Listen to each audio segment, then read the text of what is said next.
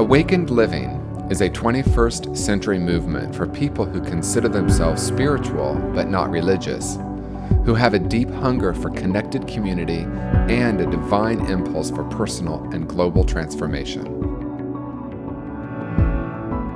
Our mission is to encourage and inspire the awakening of human consciousness. Good evening. Welcome to Awakened Living Television. My name is TJ Woodward. I'm the host of your show. Welcome to another episode of our TV show. Awakened Living is a show dedicated to being in conversation about 21st century spirituality. And if spirituality doesn't work for you as a word, I know for some people we have a certain idea of what that means. What we're talking about on the show is how we raise our conscious awareness, how we awaken to a new life filled with awe and wonder. I remember being a very small child and being in love with the world, and stuff happens, and we're going to be talking about that this evening, that causes us, or caused me certainly, to separate from that truth of who and what I was, and really not be in the moment anymore, be in awe and wonder, and live in the infinite potential. So our guest this evening is Dr. Adriana Popescu, and I am so excited about this conversation. We're talking about the relaunch of my book, Conscious Being, the enhanced and revised edition. Adriana assisted me in co-authoring the addendum, if you will, to each chapter, where we offer reflective exercises, journaling processes, and questions for deeper reflection. So Adriana, welcome to the show. I am so grateful you're here. So glad to be here. And Thank you. We have had so much fun on our shows that I'm looking forward to this conversation. Mm-hmm. Before we jump in, why don't you tell our viewers who don't know you, or the ones who don't know you, a little bit about you and your work? Sure. So I'm a licensed clinical psychologist here in San Francisco, and I've been in the mental health field for about 20 years, a little more than that at this point. And for many years, my specialty has been treating addiction and trauma, co-occurring disorders, and currently in private practice. I'm a certified access consciousness facilitator, neuroemotional technique practitioner. I really have a specialty in treating using the tools of energy psychology to treat clients, which has really been fun and very innovative and cutting edge. I still do work in rehab. I'm actually currently the clinical director of a new women's rehab program, residential rehab program in Novato, California, called Avery Lane. Well, that's so cool. And it's interesting, the innovation piece. I'm so grateful that someone offered me the feedback about me that, you're an innovator, keep remembering that. And I'll reflect that back to you. You and I use really a new approach to helping people with their well-being and certainly breaking free of addictive cycles. As a matter of fact, everyone, we are co-authoring our second book, co-authoring Conscious Recovery, which we'll talk about on another show. Mm-hmm. So we are here to talk about a couple of different things. The book Conscious Being has been re-released, very exciting, and thank you so much for taking part in co-authoring the reflective processes. And we're going to talk about a couple of different topics this evening, as you know. One is Shift Happens, and the other is Awake Within the Dream. Mm-hmm. And so to introduce the first topic, these are both chapters in the book, everyone, and to introduce the first topic, I'll talk a little bit about how Shift Happens has shown up in my life. So we often view life as good or bad, or right or wrong. And when we live in that world of duality, we're always trying to cling to the good and remove the bad, or move away from the bad. Mm-hmm. And that, of course, creates suffering in our life. Yep. And you and I are dedicated to infinite potential and infinite possibilities. Yes. So in the opening of the chapter, I reframe the shit happens to fertilizer, recognizing that it's all here for our growth. Right. So I'm wondering if you want to elaborate on that and talk a little bit about, what that means to you as a concept and an idea. Yeah, well, so many people are focused on the negative in things. You'll see over and over again, let's say you gave a class or a speech or something like that, and you got feedback, like, client feedback or customer feedback, and 99% of the reviews were stellar and awesome, but one review was maybe not so awesome, and people will fixate on that one negative and at the exclusion of all the 99 other amazing reviews. They'll zoom in on that one thing, and they'll go into the wrongness of them, and they'll go into all the shame and guilt and all of that. All of that is being created by our judgments. Yeah. Yeah.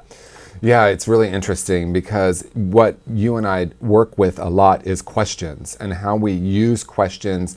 Really, to me, it's like to keep those ideas that are concretized in our consciousness, like this is just the way of the world, generations. It comes down through our family systems, it comes through our culture, and we usually unconsciously have made some core assumptions about ourselves and the world that keep the shift from happening and keep the shit happening, right? Yeah, and typically it's those core false beliefs that we talk about in the book. Usually things like I'm not enough, I'm not good enough, or I don't deserve to be happy, or the world is a terrible place, all these sort of glass half empty, if you will, points of view that really, your point of view creates your reality. So if you are thinking that like the world is a horrible place, that you will never see the beauty in it.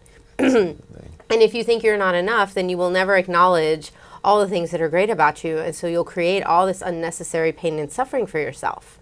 Yeah, and in the chapter Shift Happens, what we're really focusing on in my own life, how this really came into my own conscious awareness and in practice, because we're talking about how we practice these spiritual principles that are in the book. In my own life, I recognized that I would look back on a situation that I used to call horrible, or I called it terrible. My life fell apart, or something was difficult. I lost a job. I thought they were terrible. And then when I look back, I recognized they were incredibly transformative. And looking back, that sort of awareness that, wow, that was the most liberating time of my life in retrospect, because something new emerged. Right. And it's like, what if you had to have that misstep along the way in order to get to where you are now? What if it's exactly what was required? Because if you didn't look through the lens of right or wrong or good or bad, you could actually just see it for whatever the contribution in that it was to you. Yeah, absolutely. And so what I love about the way we've collaborated, I've received so much great feedback from my book. It came out in 2015. Thank you, everyone, for all the wonderful reviews. We're talking about those reviews, right? Like, I got 1 3-star review. Everything else was 5-star. And the 3-star was only someone that had never even read the book. And I did have a moment where I caught myself fixating on that 3-star. And then I found myself in huge laughter about it, because it's like, oh yeah, the entire premise of the book is not to fixate on some concept like that. So I was able to catch myself. But what I love about our collaboration is a lot of what people have said about the original version of the book is they really loved it, and it felt a little conceptual and a little almost ethereal. Yeah. And our commitment, what we committed to doing, and what I love about the way you work, is you can ground it a little bit more into everyday living. Yeah. So based on this chapter, Shift Happens, do you have a sense of how we have helped people, or just in general, to apply these to people's everyday lives? Well, what I love about the questions for further reflection and the exercises that we give, and these are things that people can do on their own, or can do like with a partner or a friend in a group. What's really cool about them is that it takes the concepts and it has you apply them to real life situations. So we might say, think about a time, something in your life, for instance, in your past that happened that you judged really negative, you judged yourself negatively for, and then what's another way you could look at it? We give you step-by-step guidelines with questions to help you gently start to shift your perspective to a different possibility, which might then open up a whole nother world for you. Because if you could actually get out of the wrongness, you're like, what's right about me I'm not getting, or what was right about this whole situation that I wasn't getting at the time, if you can actually see the gift in all of that, your whole life can change. Yeah, and what the really the focus of this chapter, this particular chapter in the book, is to ask the question, the overarching question is, knowing that I can look back and recognize something that I called negative turned out to be a really incredibly transformative experience in my life, can I now look at everything in my life as an opportunity? Right. Can I look at it in real time, so I don't have to wait 2 years to get the lesson, if you will? Right. Because I don't think life gives us lessons, actually. I think it's just constant opportunity to open up to a greater way of seeing it. So we can take this knowing and apply it to this very moment. when I have a judgment of good and bad or right and wrong, that's like the seed that gets planted. In New Thought, we'll say you can't plant an elm seed and get a maple tree, right? So our thoughts in that way are ideas, and I think it's way beyond our thoughts. I think it's the concepts we hold to be true about ourselves that create. Yeah, absolutely. Your point of view creates your reality. Yeah. If you think that you are a piece of crap and you'll never amount to anything, there's no way you can create anything. Yeah. You always sabotage yourself. You'll always get in your own way. The more you can start to recognize, it's great, the example you gave about the Amazon reviews of the book, right? Because in real life time, you caught yourself going into that negative thinking, and you were able to reroute yourself into a different way of looking at it. Yeah, and it was actually hilarious. And that's what I love about it, because when I can catch it in real time, it's usually funny to me, because I can recognize that I've been holding on to this idea for really lifetimes. And it goes back generations, as we said. So I want to shift us now, because shift happens, into the next conversation, which is Awake Within the Dream. I'm really excited about this. This is a chapter from the book, and I actually want to begin by reading. At the end of each chapter, what we've done is we've taken one paragraph that we think encapsulates the chapter, and then from there we do the exercises and the processes. So this is the paragraph that you and I chose for the Awake Within the Dream chapter. In moments of discomfort, we can remember that we have a choice in how we perceive what is happening. If we are able to access the stillness within, we can watch the movement of events without judgment or ideas about rightness or wrongness. From this place, we are one with the movement. In fact, we are the movement itself. As we allow ourselves to be the movement while being the observer and the one who experiences it, we come to understand these different aspects of our being. We move in and out of these aspects many times during the day, in and out of personal and the transcendent. So I'm wondering if you could elaborate on what that means to you in this moment. Yeah. So as you were reading that, what came to mind is we are simultaneously the drop in the ocean and the ocean itself. Yes. Right? Which is not something you can really super cognitize. It's really coming from a more knowing place. I am me, a unique individual, and there's no separation between me and you either. Yes. Both exist concurrently. So one of the things that I think the more practical applications of it, the way I sort of take that, because that seems kind of like an abstract concept, the way I would bring that into real life would be to say, okay, well, let's look at that concept of judgment, what you said about right and wrong and good and bad. Every time you make a judgment, it creates a separation. If I judge you as being bad or judge myself as being bad and you being good, then that creates a separation. It creates a wall between us. Okay, so the problem with the wall is it's not selective. It doesn't know that it's supposed to keep bad things out. It keeps everything out. Yeah. So if I have all these judgments of you, or I have all these judgments of me, it actually creates a wall to myself, my true self, which is whole and perfect, as we talk about in the book. You are complete in and of yourself, but it's the judgments that create that artificial wall or separation of you from you or you from others. And then you end up creating a whole world based on this lie that you're separate. Absolutely. So beautifully said, of course. I remember early in my work recognizing that my own inner work I'm speaking of, that I had built a wall around my heart to protect it. Right. And I realized that I was, in a way, protecting it from pain and from hurt. I was also really blocking out any love and connection. Yeah. That was a big moment for me, because I recognized that there's not one wall for what I call bad and one wall for what I call good, or one doorway.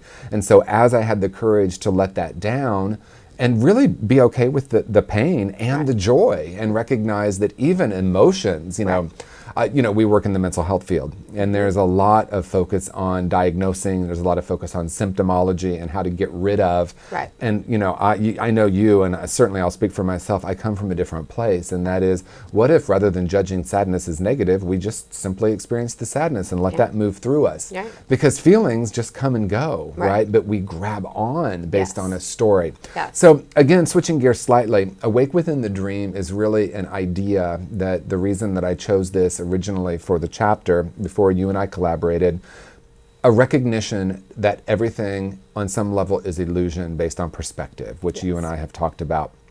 And I thought I had to wake up from the dream, but it's about waking up within it. In other words, I don't need to change anyone or anything in order to be free. And this is a really revolutionary way of being in the world, because I'm going to wake up to a greater reality for myself only. I remember going to hear Byron Katie speak, and people would ask her, how do I do this? And I love her answer was always, I don't know how you do it, but I can share how I did. Yeah. And it's like my own awakening. I have a story to tell in a moment, but I wonder what you might want to add to that idea of how we wake up within the dream. Well, again, your point of view creates your reality, and all you can ever really control is your own point of view. You can't control what other people are choosing. We live in a very intense, let's say, time right now, where there's a lot of political stuff that's really got people worked up. And a lot of people are trying to be proactive in changing what's going on out there. And that's great and all, but the change has to start within, right? The more you can come from a space of no separation, because a lot of the problem with the whole resist movement is that it's keeping people in the fight. You're wrong, we're right. That's just more of the same. If you'd actually move beyond that paradigm, that duality of right and wrong and good and bad within yourself, and you would let go of the judgments of you and of others, then actually change becomes possible. Yes. It doesn't become possible when you're behind a wall and there's a separation there, and I am trying to use force to change you or judgments to change you or change me. That never works. Yeah, and I'm so grateful for you saying this, because this is something I've been talking a lot about, especially on Sunday mornings at Awaken Living. In the midst of all of this divisiveness, what am I standing for? And am I working on my own, the releasing and questioning of my own judgments? Because again, I know you and I both use questions in order to look at the judgment, because I used to have a judgment about the judgment. Oh, I shouldn't be judging. And as soon as I've done that, I'm just concretizing it more and more and more. So now it's like, oh, where did this judgment come from? How has this served me in the past? How is it no longer serving me? And the bottom line is, does it work? And the more, as you said, the more there's an us and them, the more there's an us and them. It becomes so profoundly simple. So then the work becomes questioning my own judgments and my own perspective. I may have an idea of rightness and wrongness, but as soon as I concretize that, there's separation, and it just keeps it's quite frankly, it's a violent way of being in the world. When I've decided that I'm right and you're wrong, or I'm wrong and you're right. So the story I wanted to share is really fantastic, and I think that it really speaks to this chapter. I was listening recently to an interview from a neuroscientist that was studying people that were born blind and were able to have corrective surgery.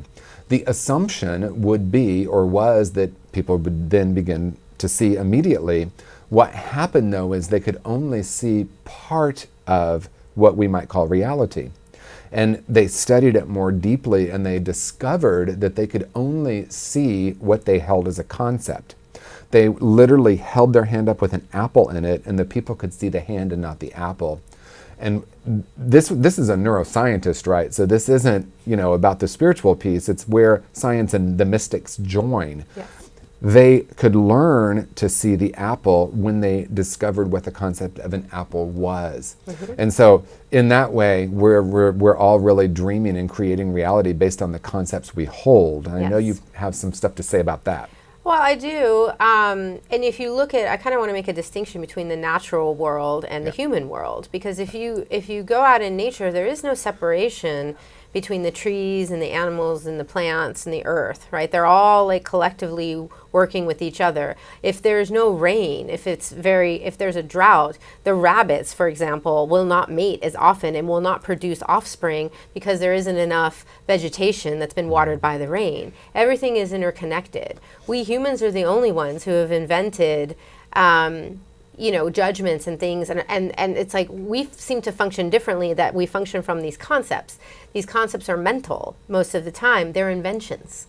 Okay, they don't actually exist as real. For me, you could look at, here's a real life example, is people's body shapes, right?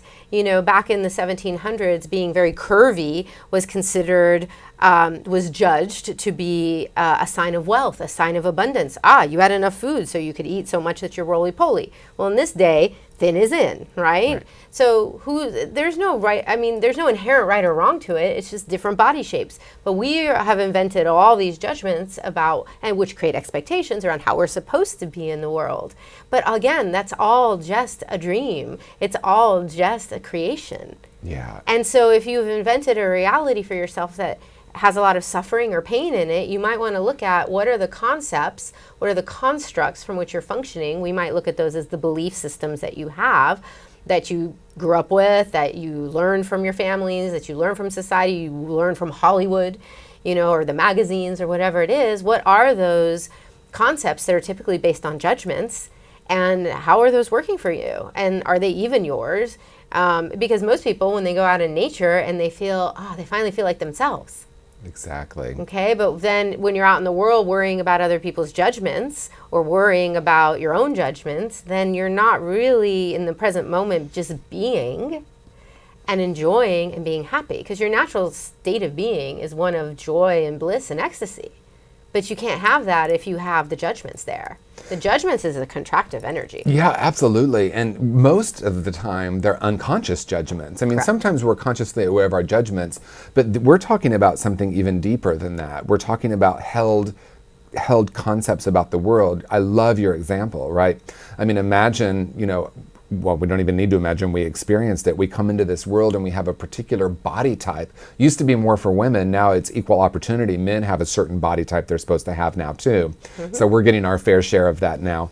And it's like, if I can't live up to that expectation, what must that mean to me? There's something wrong for me. Correct. There's something wrong with me. Right. And that, of course, creates so much pain and suffering. Oh, yeah, to the point of people dying from things like anorexia because they have such a distorted image of what their body should be looking like. Yeah. It's created a tremendous amount of suffering in the world. Yeah. And the whole thing, the worst part about it is it's all based on a lie. Exactly. It's not even real. Yeah, and I remember a story that was really profound for me. I was on Union Street here in San Francisco one day, actually right by your office, and there was a parade of some sort happening, and it was something about athletics, which I don't know anything about.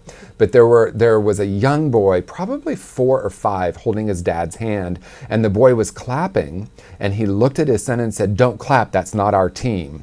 The next float is the one you clap for." And this boy was inherently in joy clapping for this amazing thing that he was witnessing. Mm-hmm. And he was immediately told, this is about separation. This is not our team. And I thought, wow, we get programmed so deeply and from such an early age. Yes, and it is programs. It's exactly when you said this stuff is not conscious, that's correct. It's in our subconscious mind. Yeah. And it's all the message. We're just little sponges. When we come in as little kids, we're looking for how to be in the world. We look to our role models, our parents, our families, our schools, our teachers, perhaps our churches, whatever it is we grow up with. And whatever they say, we take in as real and true. And we judge ourselves, or we internalize it, and we judge ourselves from there. Yeah, I was facilitating a group at a treatment program this last week, and someone with really, experiencing this sadness for the first time of recognizing that, I think it was first grade, they had 3 different reading groups, gold, silver, and bronze, based on the reading levels, and all his friends were in gold and he was in silver. He decided he was stupid. This is a brilliant guy. Yeah. We're all brilliant. Yeah. What is Einstein that says we're all brilliant, but if you judge, I don't remember what he says, Right. Would you teach a fish to climb a tree? A fish to climb a tree, we're going to judge them as stupid, right? So I want to, we're about out of time, believe it or not, but I want to talk a little bit about this idea of how we release the judgments and unlearn, because that's really the intention of the new part of the book. This is why you and I collaborated, because we're going to take these concepts and really apply them to real life. Mm-hmm. So in a practical way, maybe what we can close with is some ideas. If someone's watching right now and saying, yeah, I really understand that I was deeply programmed and I need to unlearn and I need to question my concepts. What would that look like maybe in real time? What we could leave our viewers with is maybe a question or two, because ultimately if we recognize we're creating what we call reality based on our concepts we're holding, how do we shift that then? Right. Well, there's a number of, tools and techniques, of course, from all kinds of modalities, from meditation to, like, let's say the access consciousness work that I do, right? And there's reflection you can do on your own. You can journal about it. You can meditate with it, or you can get in a group with people, join a spiritual community, go to therapy, right? Any number of forums for it. But what I would say is, start questioning the validity of these points of view. Questions. Is this really true for me? Where is this coming from? Is this even my point of view, or did I adopt it from my family or something like that? And when it comes to judgments, I love the question I used earlier. What's right about this situation that I'm not getting? What's right about me that I'm not getting? Yeah, absolutely. And you and I have a couple of our favorite questions. One, my favorite, I think, is what else is possible here, Yes. right? What wants to emerge? Sometimes I'll be in the midst of a shift happening. I'm kind of in the middle of that right now. I'm launching this new conscious recovery method, which I'm incredibly grateful for, because it really is the culmination of a decade's work for me in addiction work. And what I'm noticing is, as I'm wanting to launch, there's some stuff coming up that feels a little sticky. Yeah. In the old world, I'd want to cling to that and grab onto that and say, oh, this is terrible, this is happening. In the new one, my question is, what is wanting to emerge here? What is wanting to be born here? Mm-hmm. So this is a new way of seeing and being, and it goes back to our natural state is beingness, Yes. not the doingness. Mm-hmm. So thank you for this incredible conversation. Yeah. Always fun, always wonderful. Before we close, if you could let our viewers know how to contact you, because you do amazing work one-on-one with people, helping them shift their life and their perspective, and a little bit about how they can contact you. Yeah, I have a website. You can Google me, Dr. Adriana Popescu, and my website is adrianapopescu.org. Okay, so in closing, thank you everyone for tuning in and being with us wherever you are in this moment. And what I want to close with is letting you know, if no one's told you today, that you are an infinite being of love and light, and that in this moment you have the ability to create whatever perspective you want to, and that we do indeed create what we call reality based on our point of view and the concepts that we're holding to be true. So what I invite for you in this moment is to take a look at your life and ask the question, am I living the most dynamic, connected life possible? Am I living in the beingness of life, or am I focused on thinking that if I can just get this situation to change, I'll be okay? So the final thing I want to close with is really gratitude for you for being in these questions with us. And I invite you to ask what else is possible here. What wants to be born in your life? How can you step into the fullness and richness of your life? For more information about me and to connect with me, you can visit me online at tjwoodward.com. Thank you so much for being you in this moment and being with us for this conversation. To buy the enhanced edition of the book, go to tjwoodward.com/buy book. When you do that now, you can sign up. When you buy the book on Amazon, you can sign up for a complimentary 12-day video e-course. And Dr. Adriana Popescu and I are also launching something in the fall where we're going to even go deeper into those concepts. So you can look for that information on either one of our websites. Again, thank you so much for tuning in and being with us. Lots of love to you. You are an infinite being of light. You are love. That is your true nature. Let's go out and live it.